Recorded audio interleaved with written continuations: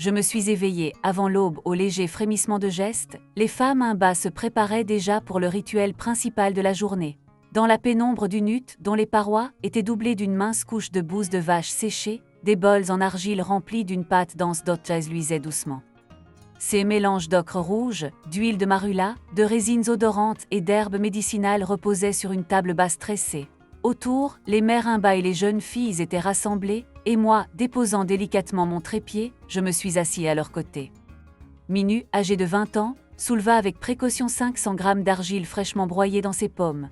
6 doigts effleurèrent à peine de minuscules brindilles de résine parfumée et des gouttes d'huile couleur ambre. Elle commença à mélanger l'ocre sec avec l'huile, incorporant seulement une goutte d'essence de cyprès et des racines de safran broyées. Cette recette ancestrale se transmet de mère en fille, l'apprentissage débute à l'âge de 8 ans. J'observais la transformation de cette épaisse mixture rouge en une pâte soyeuse et crémeuse. Tout autour, des voix basses s'unissaient en harmonie. Seli, la matriarche du clan, racontait en Ojimba comment Mukuru était descendu sur terre pour offrir l'ocre aux hommes afin qu'ils inscrivent leur destin sur leur visage. Je filmais des gros plans, les éclats des flammes de lampes dansant à la surface de la pâte, les minuscules particules d'argile scintillant dans la pénombre. Plus près, j'aperçus la sœur cadette de Minu, Naya, tenant une petite meule de pierre. Ensemble, elles mêlaient les ingrédients en chantant une invocation millénaire, Omandi Musu, Omandi Opoya, beauté éternelle, beauté sacrée. Chaque syllabe tissait des fils invisibles, unissant les générations. Lorsque la pâte fut prête, Seli la répartit dans de petites coupes peu profondes creusées dans des calebasses séchées. Le rituel proprement dit commença alors. Les femmes se placèrent devant des miroirs de cuivre poli, examinant chaque angle de leur visage avec soin. L'application de El-Otjaise se déroule en plusieurs étapes.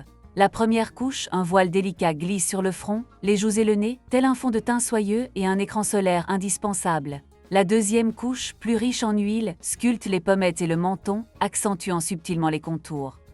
Enfin, la passe décorative utilise une petite spatule en bois pour dessiner des motifs vagues, points et arcs symbolisant les courants de la vie et l'écoulement des sources ancestrales. Je suivis chacun de leurs gestes. Minu traça d'abord une large bande sur son front, puis parsema ses joues de petits points pour invoquer des bénédictions de récolte abondante. Elle tenait son miroir par la poignée pour contrôler la symétrie. Je fermai les yeux pour me concentrer sur les sons. Le tapotement feutré des palettes d'argile, le bruissement du mil écrasé, les rires des enfants qui observaient. Une fois El-Otjaise fixée, les femmes passèrent à leur parure. Mon regard se posa sur les colliers picham, des tours de cou serrés tissés en bois d'ébène, ornés de perles blanches en coquilles d'œufs d'autruche et de spirales de cuivre. Chaque rangée de perles représente 2 années de vie. Le picham à 8 rangs de Minu symbolise 16 années de croissance, 2 années de fiancée et 4 années de mariage. À leurs poignets et chevilles, elles portaient des bracelets omchombo fabriqués en fil de cuivre forgé à la main. Chaque boucle en spirale incarne le cycle de la vie enfance, adolescence, maternité et le jour où une femme devient gardienne du foyer. Minu portait 4 spirales à chaque poignet. Rarement visibles, hors des familles les plus honorées, étaient les boucles d'oreilles en bois de serre, finement sculptées et polies pour refléter la lumière du feu. Les gravures complexes racontent l'histoire de 7 clans fondateurs, chaque crête narre un récit d'unité et de lignée. Plus tard dans la matinée, j'ai assisté au rite de la transmission du savoir. La mère de Minu, Sarah, installa Naya à ses côtés et lui montra comment choisir l'argile la plus pure, seulement celle située à 2 km du village, exempte de minéraux étrangers. Elle enfonça de petits fragments de quartz dans la pâte pour un éclat discret et saupoudra du pollen d'acacia pour une note fraîche et florale. Vint ensuite la leçon de coiffure. Des peignes plats en bois séparaient les cheveux en mèches d'1 centimètre, dans lesquels étaient tissés des fils de laine et des perles de résine lisse.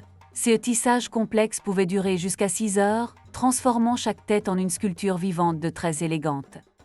La leçon se déroula lentement, accompagnée de chants doux de femmes. Je pris en photo la première tentative de Naya pour peigner la pâte fraîchement appliquée. Ses yeux brillaient d'excitation, sa main tremblait légèrement.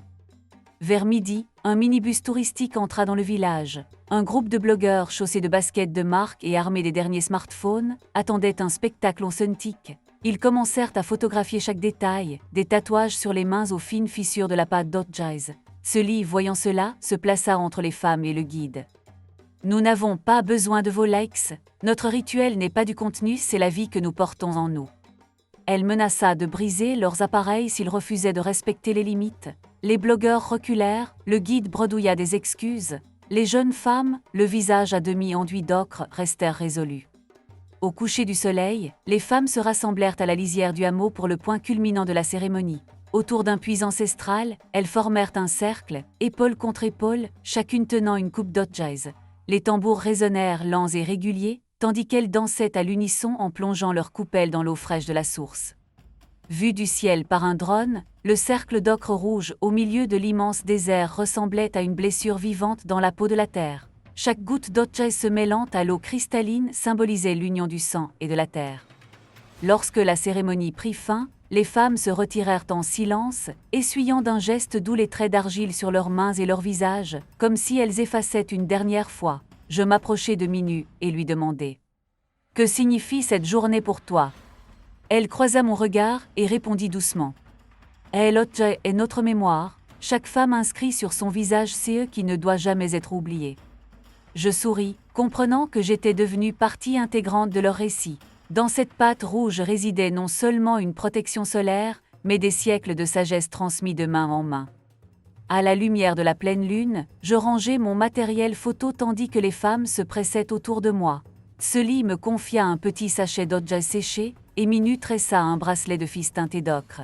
« Porte-le comme notre histoire à ton poignet. Et lorsque tu auras froid, souviens-toi, la terre rouge en toi est plus forte que n'importe quelle tempête. » Je pris congé, avec un cœur chargé de gratitude, emportant plus que des images une tradition vivante, tissée d'argile rouge, d'huiles et de chants ancestraux. Leur beauté est une voix qui résonnera à travers le monde, à condition que je la raconte fidèlement.